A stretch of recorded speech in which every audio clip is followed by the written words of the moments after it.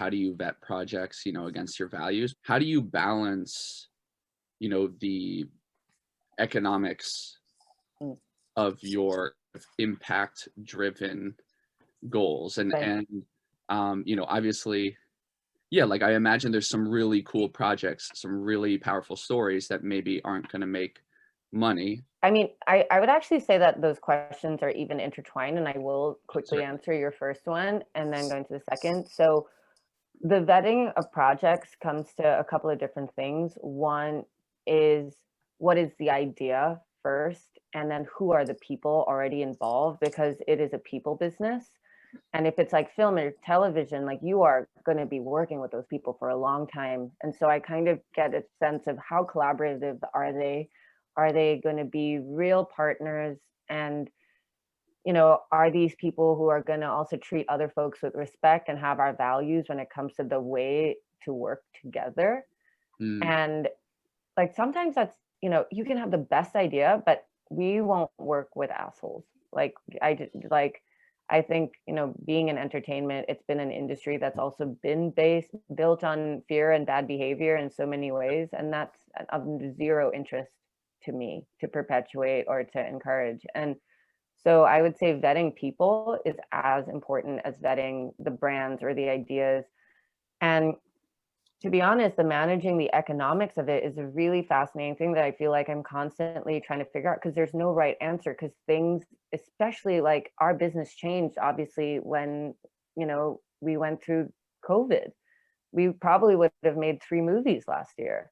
We probably could have gone into production on some of our doc series. But then of course things shifted, networks started to change their mind, financiers started to, worry about the spend because there was suddenly a line item in the budget for COVID spending.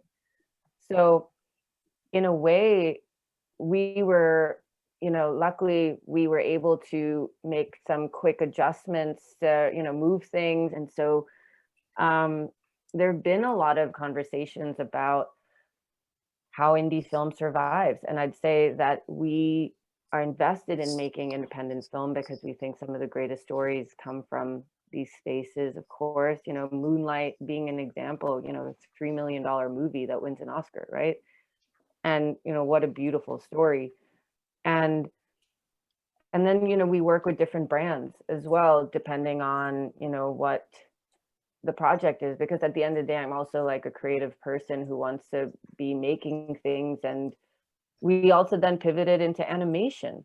Last year, we had never done animation, this time last year. And then we started to do a lot more of it and try it.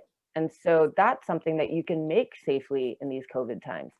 So economically, I feel like we're always going to be figuring it out, and we're going to keep staying nimble so we can make those changes.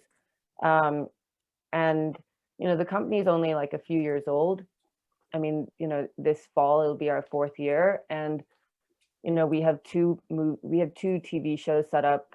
I have a film that I sold last year to Sony, and then I'm writing a movie adaptation of a book that 2 big actresses want to be in. So that becomes like an $8 to $15 million budgeted film.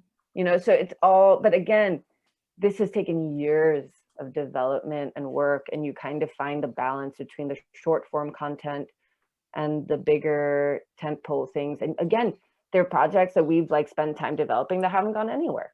And that's also the chance you take.